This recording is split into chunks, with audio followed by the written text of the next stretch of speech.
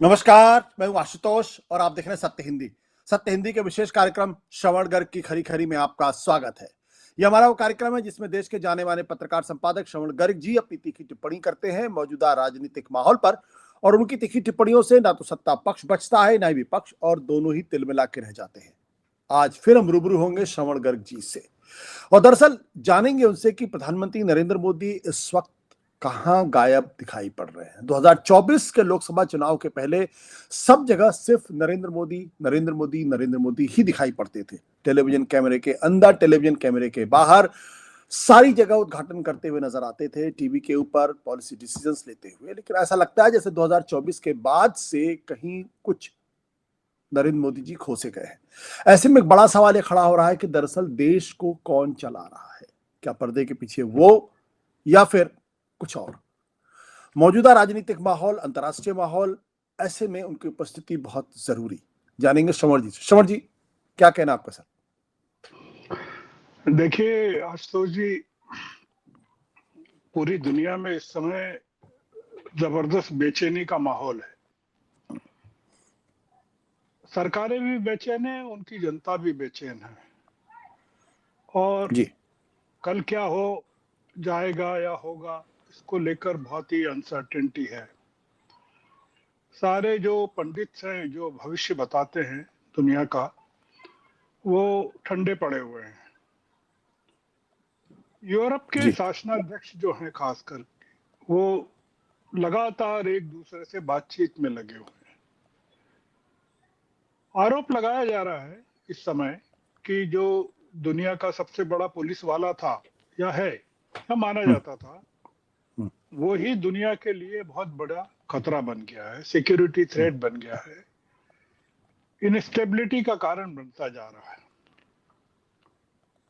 जिस अमेरिका के जिम्मे नाटो और के जरिए, अमेरिका के जिम्मे नाटो के जरिए यूरोप और दुनिया के तमाम प्रजातंत्रों को और कमजोर मुल्कों को मदद करने, आर्थिक मदद करने की जिम्मेदारी थी, जी वही अमेरिका आज पूरी दुनिया के लिए चिंता का विषय बन गया है, कारण बन गया हम्म, है। हम्म, दुनिया डरी हुई है कि कहीं तीसरा विश्व युद्ध नहीं छिड़ जाए। अगर आपने खबरें देखी हो तो चीन ने अपने डिफेंस बजट को $250 बिलियन से ऊपर कर दिया है, ये तब घोषित जी वाले को। हम्म, अघोषित तो कितना है कह नहीं सकते। ट्रंप ने लगाया था जेलेंस्की पर आरोप कि तुम, आप जो हैं, तीसरे विश्व युद्ध की तरफ दुनिया को धकेल रहे हैं। हम्म, पश्चिमी यूरोप के देश, मतलब नाटो के देश, यूरोपियन यूनियन के देश, जिन्होंने कभी अपने डिफेंस बजट को लेकर सोचा नहीं था, वो अपने डिफेंस बजट लगातार बढ़ा रहे हैं। जी जर्मनी ने अभी डिफेंस बजट बढ़ाया है, काफी बढ़ाया है। यूरोप की सबसे बड़ी आर्थिक शक्ति जर्मनी है। अमेरिका ने न सिर्फ यूक्रेन को हर तरह की मदद देना बंद कर दिया है, खुफिया सूचनाएं भी शेयर करना बंद कर दिया है। जी रूस की यूक्रेन और यूरोप के खिलाफ आक्रामकता, एग्रेशन बढ़ गया है। और जो अमेरिका ने चीन के खिलाफ टैरिफ बढ़ाए हैं, तो चीन ने भी टैरिफ बढ़ा दिए। आप जानना चाहेंगे कि आपकी जो भूमिका आपने मोदी जी के बारे में कही थी, हम्म, उसको लेकर मैं ये सब क्यों बता रहा हूं। मतलब इतनी भूमिका बांधने का संबंध हम्म, आपने जो विषय रखा मोदी जी के बारे में, उससे क्या हो सकता है। हम्म, ताल्लुक इस बात पर आश्चर्य व्यक्त करना है आशुतोष जी कि दुनिया में इतना कुछ चल रहा है, उसे लेकर हमारे प्रधानमंत्री ऊपर से जितने निश्चिंत नजर आ रहे हैं, जी क्या भीतर से भी वो उतने ही निश्चिंत हैं। अगर आपने हम्म, एक फोटो देखा हो और उसका फोटो एनालिसिस किया हो कि जब ट्रंप और जेलेंस्की के बीच में बातचीत चल रही थी, तब अपनी उंगलियों में उंगलियां डाले ट्रंप क्या कर रहे थे, तो उसको लेकर कई तरह के साइको एनालिसिस चल रहे हैं कि क्या ट्रंप वास्तव में परेशान हैं, बीमार हैं। हम्म, दुनिया इस समय अपने शासनाध्यक्षों की फेस रीडिंग करने पर लगी हुई है। मुद्दा यह है कि सुबह आकर दोपहर लौटने वाले प्रधानमंत्री जो कहीं रात नहीं रुकते और उनका एक पैर देश में दूसरा विदेश में रहा है लगभग पिछले 9-10 सालों में, वो अभी हाल के अगर उनके घटनाक्रम को देखें तो मध्य प्रदेश में वो 2 दिन देते हैं। वो वहाँ के विधायकों से, केंद्र में मध्य प्रदेश के मंत्रियों से, सांसदों से, पदाधिकारियों से बातचीत करते हैं। फिर वो अंबानी जी के वंतारा में चले जाते हैं, जामनगर में। हम्म, और फिर आप फोटो देखते हैं कि वो जो जानवरों को पुचकार रहे हैं, गोद में बिठाए हुए हैं, और वो पर्यावरण पर और वाइल्ड लाइफ में रुचि ले रहे हैं और फोटो खींच रहे हैं। आप उनके फोटो खींचते हुए के चित्र देखते हैं। हम्म, फिर आप देख रहे हैं कि उत्तराखंड की धार्मिक यात्रा पर पहुंच जाते हैं।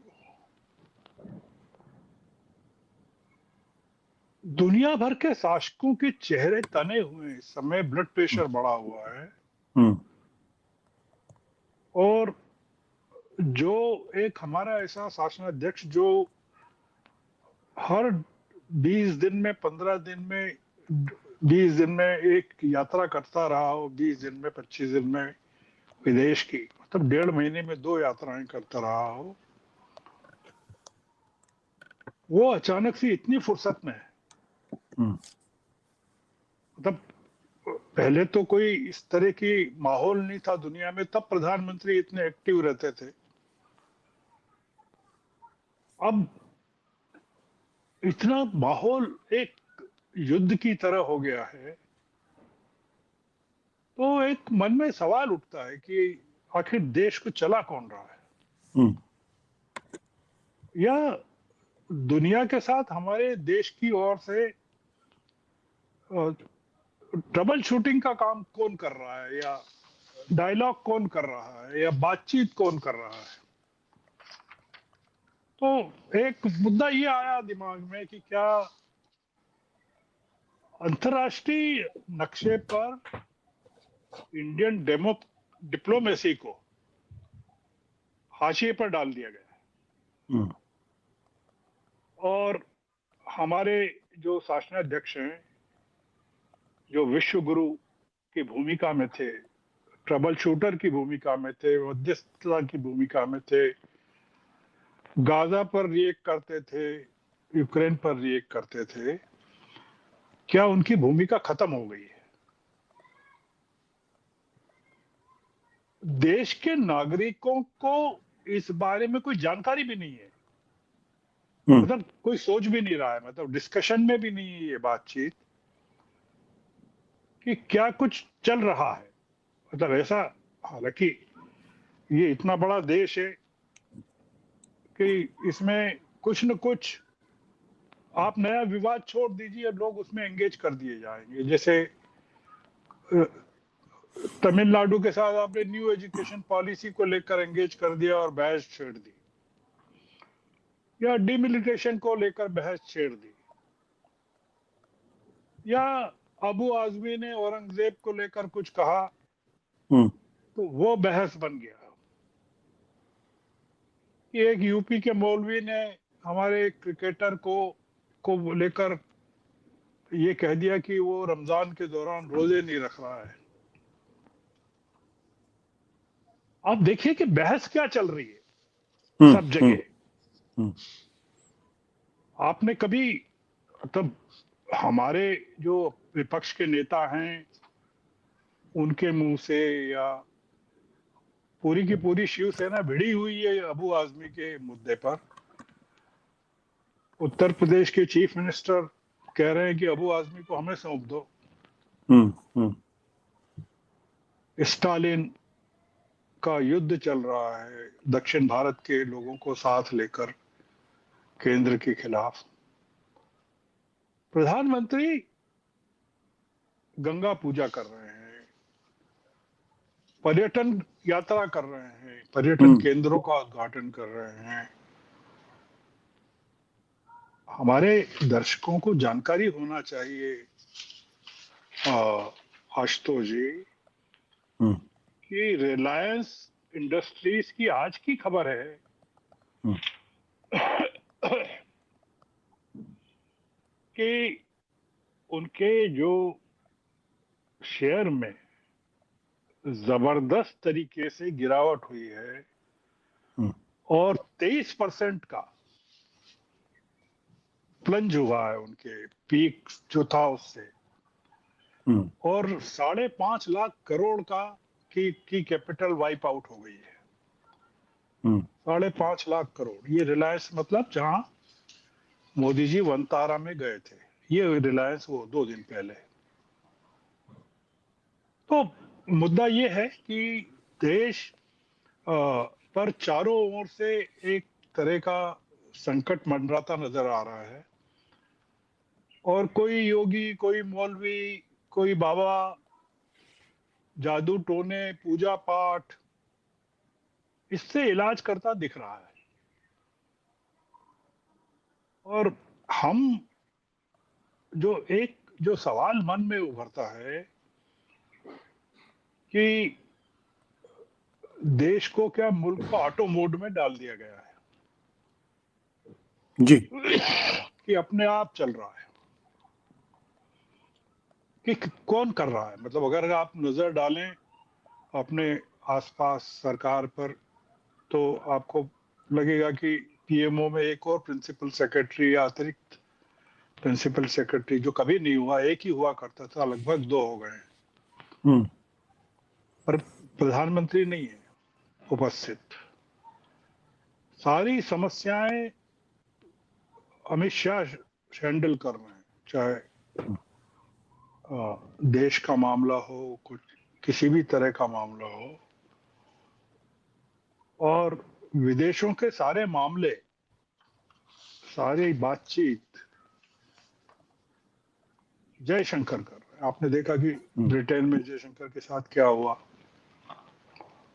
और वो जो स्टेटमेंट दे रहे हैं, वो चीज बातचीत कर रहे हैं, वो किसी समय प्रधानमंत्री करते थे।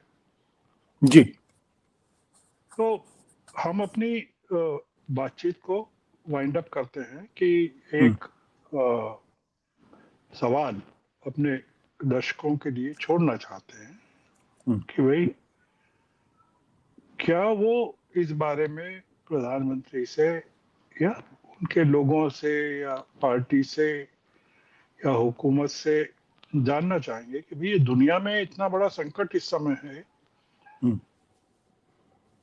और तो हम कहाँ खड़े हैं, हमारे नागरिक कहाँ खड़े हैं, और हम ये जो हजारों लाखों लोग लौट के आने वाले हैं अमेरिका से, बेड़ियों में नहीं भी आए, पैसेंजर प्लेन में ही आए, उनके सिर पर जो तलवारें लटकी हुई है, जो बर्थ राइट का जो मामला खत्म कर दिया गया है वहां, उसके कारण जो 1.25 लाख लोग जो निश्चिंता में हो गए कि उनकी 21 साल के होते ही उनको बाहर आना पड़ेगा, किसी को कोई चिंता नहीं है। मैं कुल मिलाकर जो कहना चाहता हूं, और अगर चिंता है तो वो व्यक्त नहीं हो रही है, वो अंदर ही अंदर चल रहा है कि प्रधानमंत्री शायद पलायन कर रहे हैं, एस्केपिज्म जिसको अंग्रेजी में कहते हैं, कि वो फेस नहीं कर रहे हैं चीजों को।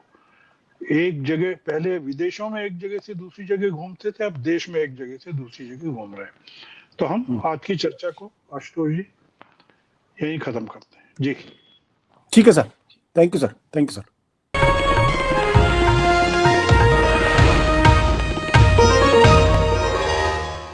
Copyright disclaimer under Section 107 of the Copyright Act 1976. Allowance is made for fair use for purposes such as criticism, comment, news reporting, scholarship, and research. Fair use is a use permitted by copyright statute that might otherwise be infringing.